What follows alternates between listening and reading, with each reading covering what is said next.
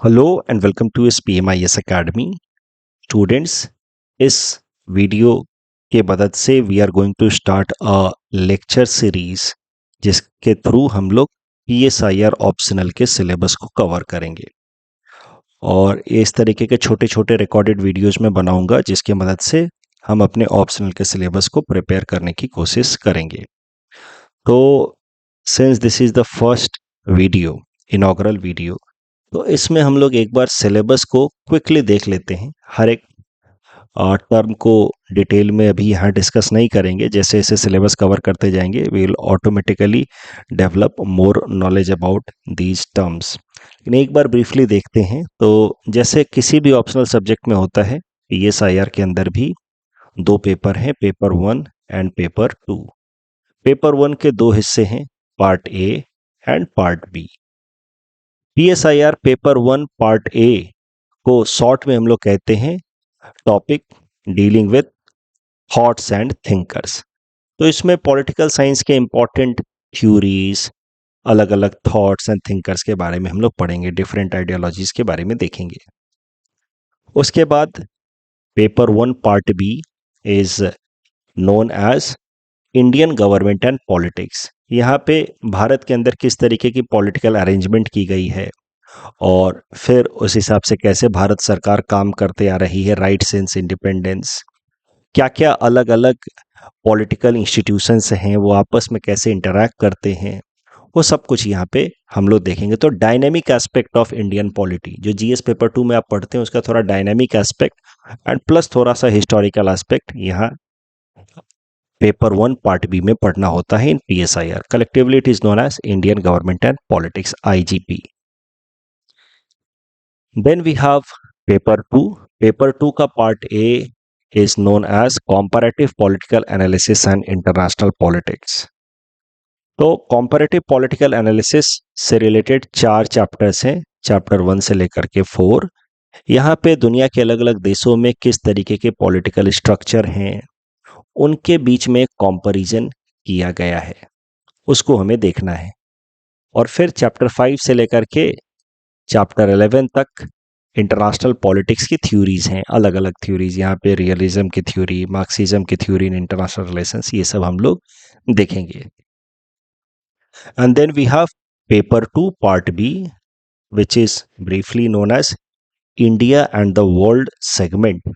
इसके अंतर्गत भारत की फॉरेन पॉलिसी कैसे डेवलप हुई है, फॉरेन पॉलिसी मेकिंग कैसे होती है in current time, as well as foreign policy making institutions कौन कौन से हैं, किस किस तरीके का रोल प्ले करते हैं, वो सब देखा जाएगा। तो इस सेगमेंट को पढ़ने से आपको GS पेपर 2 का इंटरनेशनल रिलेशंस वाले सेगमेंट में भी काफ़ी फायदा मिलेगा। बट यहाँ पे आपको ऑफकोर्स थोड़ा ज़्यादा डेप्थ में पढ़ना है।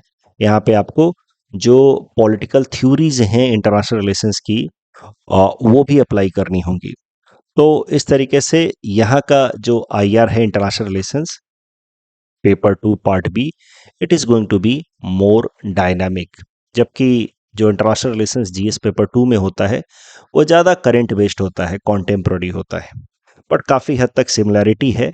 तो एक बार आपको सिलेबस देख करके ये समझ आ रहा होगा कि if you cover this PSIR optional तो you are going to have direct advantage of course paper 1 part A के कारण। एसए और एथिक्स में आपको फ़ायदा होने वाला है।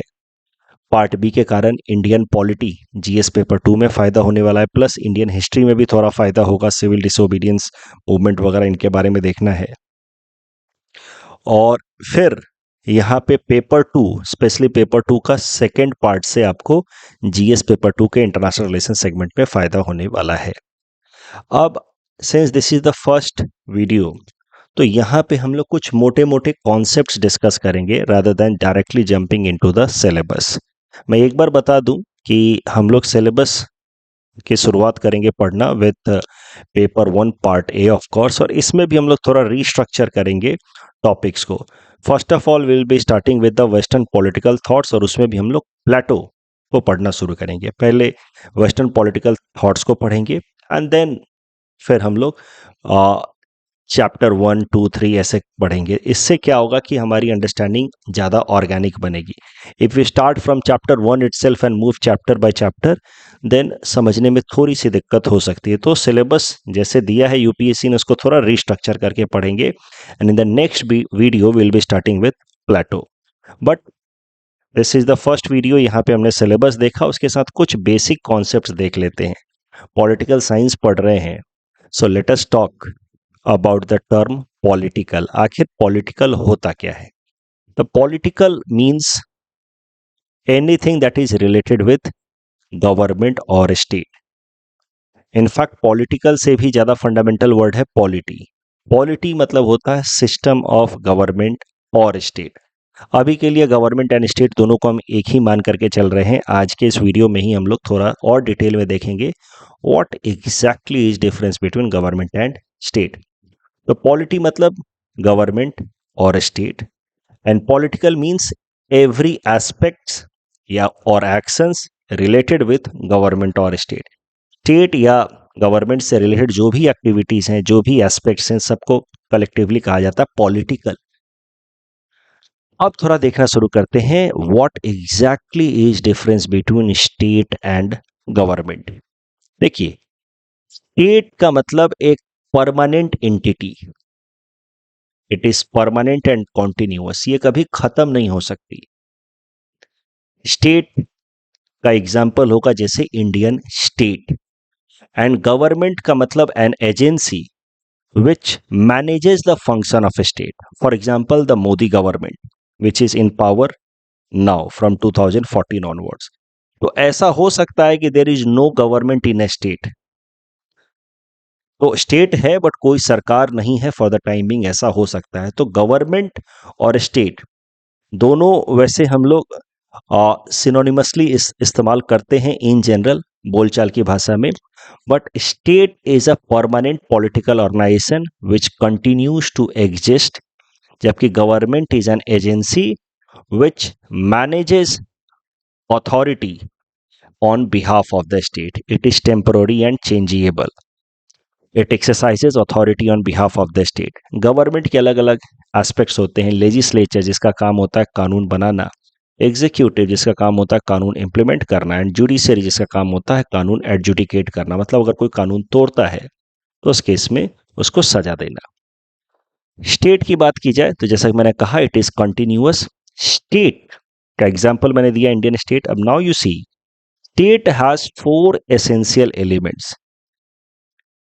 किसी भी एंटिटी को, पॉलिटिकल ऑर्गेनाइजेशन को स्टेट कहे जाने के लिए उसके अंदर 4 एलिमेंट्स होने चाहिए।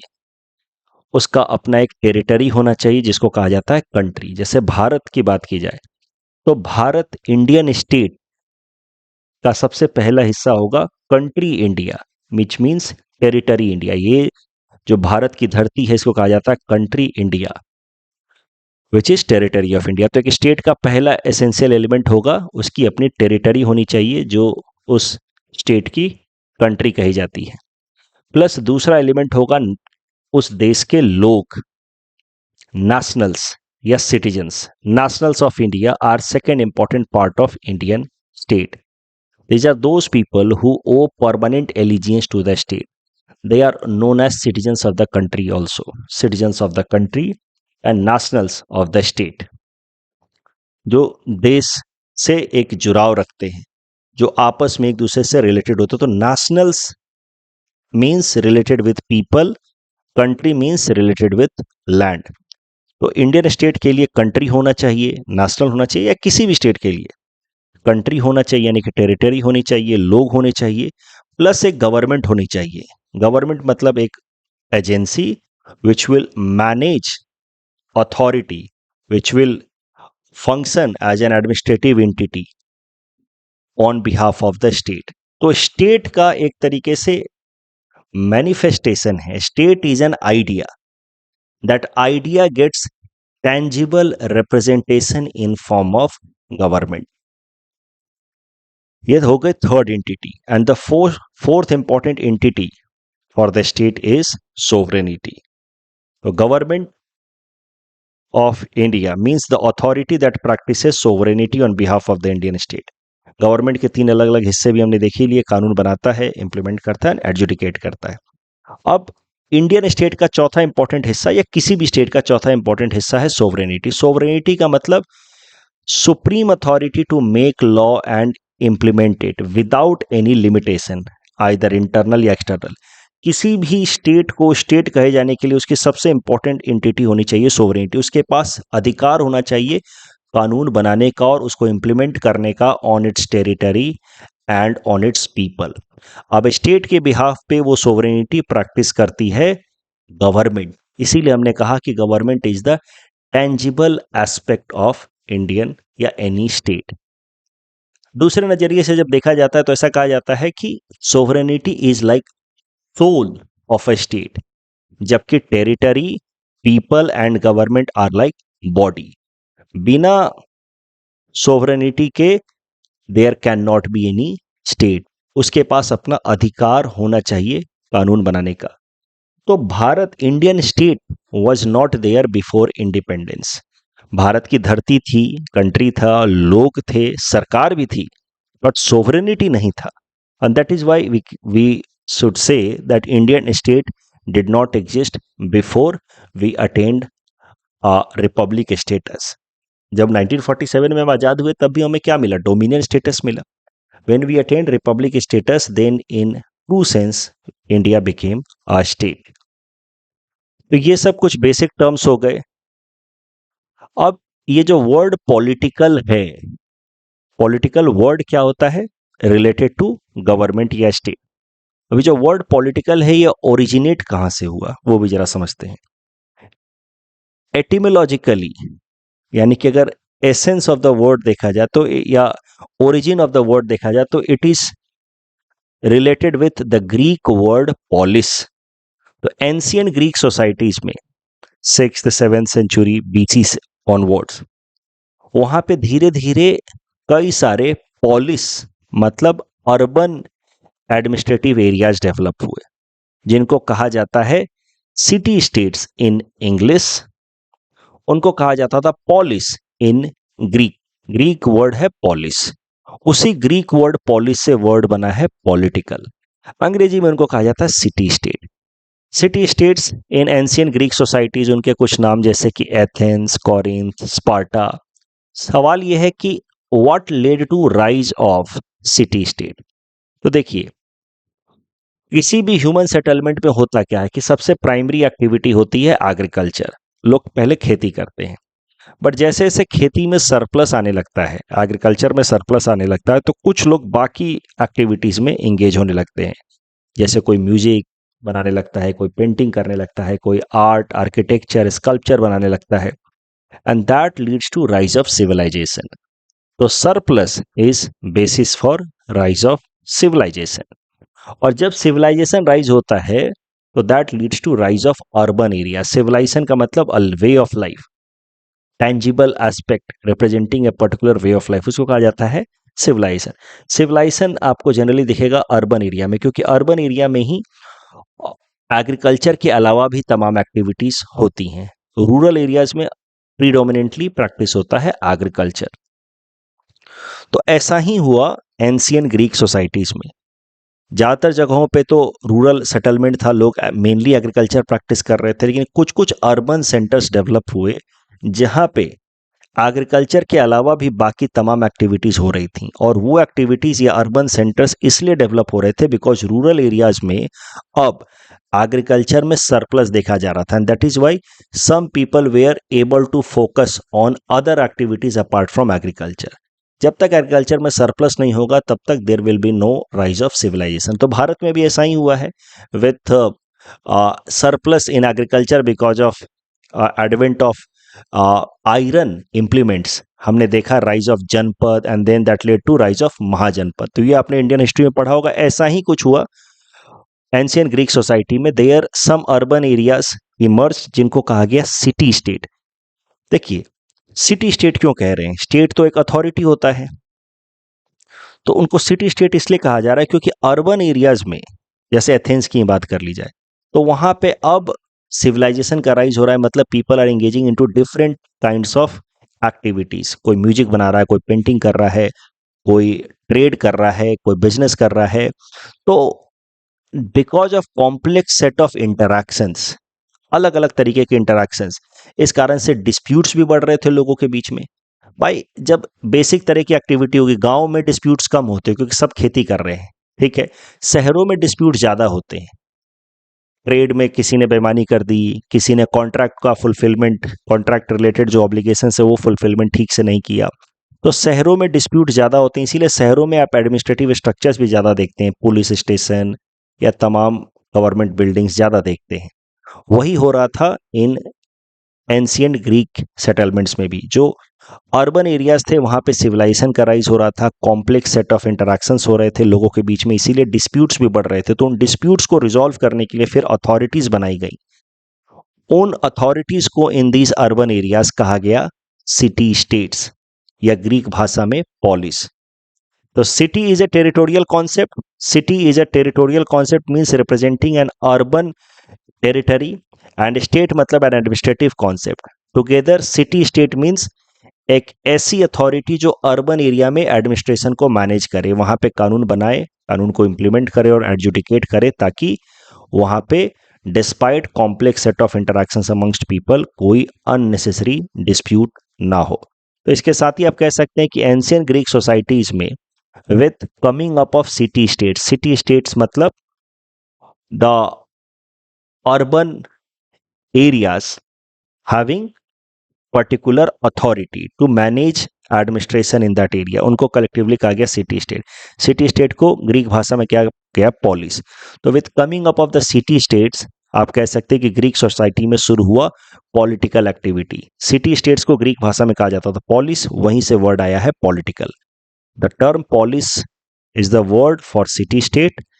एट प्रेजेंट दिस, अब आज के टाइम में तो सिटी काफी एक्सपैंड हो गई, इवन रूरल एरियाज भी उतने रूरल रहे नहीं है, वहां पे भी कॉम्प्लेक्स सेट ऑफ इंटरैक्शन की जरूरत पड़ती है, तो वहां पे भी अब सरकारों की, उनके एडमिनिस्ट्रेटिव यूनिट की जरूरत पड़ती है। तो आज के टाइम में political means every activity related with state. जब एडमिनिस्ट्रेटिव एरिया छोटा हुआ करता था ग्रीक सोसाइटी में तो उसको कहा गया सिटी स्टेट। आज के टाइम में political means all the activities related with state. तो political in simple words means concerning state. तो आई जस्ट होप कि आपको बात समझ आई। यहां पे हमने देखा गवर्नमेंट एंड स्टेट के बीच का अंतर, and every activity associated with government and state is known as polity. यहाँ पे हमने देखा कि polity word has emerge from polis, polis means city state, जहाँ पे पहली बार एंशिएंट ग्रीक सोसाइटी में एडमिनिस्ट्रेटिव अथॉरिटीज की जरूरत पड़ी थी, क्योंकि कॉम्प्लेक्स सेट ऑफ एक्टिविटीज को रेगुलेट किया जाना था। अब कुछ और टर्म्स देखते हैं। देखिए पॉलिटिकल साइंस क्या होता है। Political science is of course a discipline area of study which will give us systematic study of politics and government। अब पॉलिटिकल साइंस के अंदर तमाम पॉलिटिकल थॉट्स पढ़ते हैं, थ्योरीज पढ़ते हैं हम लोग, पॉलिटिकल आइडियोलॉजीज, फिलोसफीज हम लोग पढ़ते हैं that shapes human political life. हमारे जीवन के पॉलिटिकल डायमेंशन को रेगुलेट करने वाले तमाम आइडियाज, थॉट्स को हम लोग पढ़ते हैं in this subject political science. तो पॉलिटिकल साइंस के अंदर आएंगे political thoughts, political concepts, political philosophies and political ideologies. Political thoughts क्या होते हैं? Thoughts are broader ideas given by a political thinker with respect to politics and governance, कि किस तरीके से पॉलिटिकल एक्टिविटी होनी चाहिए, यानी कि एक एडमिनिस्ट्रेटिव अथॉरिटी को कैसे काम करना चाहिए, उसके रिलेटेड ब्रॉडर आइडियाज उसको कहा जाता है पॉलिटिकल थॉट्स। जैसे Gandhian idea of Swaraj is a political thought. अब उन पॉलिटिकल थॉट्स को अगर थोड़ा सिस्टमाइज किया जाए for having better application in the practical world. Thoughts तो मतलब रैंडम आइडिया आपने कुछ लिखे जो आपके दिमाग में आया कैसा होना चाहिए, तो वो हो गए आपके पॉलिटिकल थॉट्स। बड़े बड़े लोगों के पॉलिटिकल थॉट्स भी इंपॉर्टेंट होते हैं, because those thoughts when structured for practical application then they are known as political concepts. अब political concepts can be of two types, political theories और पॉलिटिकल फिलोसफीज।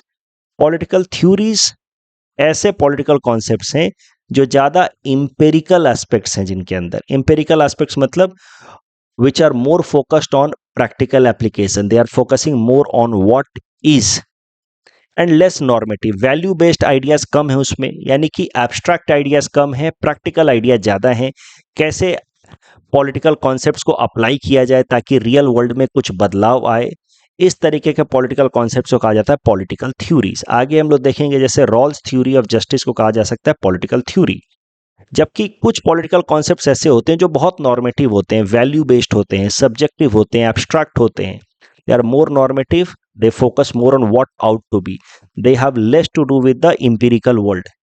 सो इस तरह के पॉलिटिकल कॉन्सेप्ट्स को कहा जाता है पॉलिटिकल फिलोसफी, जैसे रोसो का concept of general will.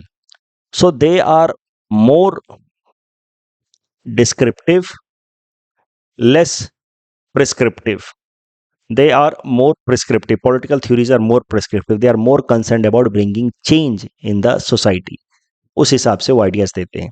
But political theories and political philosophies दोनों में एम्पिरिकल बातें भी होंगी, नॉर्मेटिव बातें भी होंगी। पॉलिटिकल थ्योरीज में एम्पिरिकल बातें ज़्यादा होंगी, प्रैक्टिकल एप्लीकेशन पे फोकस ज़्यादा होगा। पॉलिटिकल फिलोसफीज में नॉर्मेटिव बातें ज़्यादा होंगी और रियल वर्ल्ड में एप्लीकेबिलिटी है या नहीं है उसको लेकर के फोकस कम होगा। तो this is more abstract, this is more concrete. And then we are having political ideologies. Political ideologies का मतलब है पॉलिटिकल थ्योरीज को या पॉलिटिकल फिलोसफीज को इस तरीके से स्ट्रक्चर किया जाए कि आम जनता को समझ आए, वो उसको फॉलो करे। तो पॉलिटिकल आइडियोलॉजीज के लिए हिंदी शब्द होता है विचारधारा। धारा मतलब जिसमें आम जनता आराम से बह सके, उसको खुद ज्यादा दिमाग ना लगाना पड़े। तो पॉलिटिकल आइडियोलॉजी मतलब स्ट्रक्चर्ड पॉलिटिकल थॉट्स या political concepts in order to ensure mass mobilisation and political action. आम जनता को अब बीजेपी के अंदर, मान लीजिए समझाने के लिए मैं कह रहा हूं कि दीनदयाल उपाध्याय जी की क्या पॉलिटिकल फिलॉसफी थी, वो एग्जैक्ट समझाया जाए, एकम मानववाद, तो वो आम जनता समझ नहीं पाएगी। तो उसको थोड़ा सा रिफाइंड या सिंप्लीफाइड वर्जन समझाना पड़ेगा। उसको कहा जाएगा political ideology of BJP. For example, Hinduism is a philosophy but Hindutva is an ideology for masses to consume and understand and appreciate. तो पॉलिटिकल आइडियोलॉजीज थोड़ा सा restructured concepts, restructured political thoughts for mass consumption and mass mobilisation, इसी को कहा जाता है विचारधारा। तो इंटेलेक्चुअल लोग देते हैं political thoughts, political theories, and commoners के लिए होता है पॉलिटिकल आइडियोलॉजीज, जो उस आइडिया को फॉलो करते हैं, विचारधारा में बहते हैं। ये कुछ बेसिक कॉन्सेप्ट्स हो गए। अभी जो हमारा पेपर 1 है पार्ट ए, उसमें हम लोग यही सब देखने वाले हैं, अलग अलग पॉलिटिकल थ्योरीज, अलग अलग political philosophies, ideologies, political thoughts. तो नेक्स्ट वीडियो में we will be starting with Plato. Thank you for watching.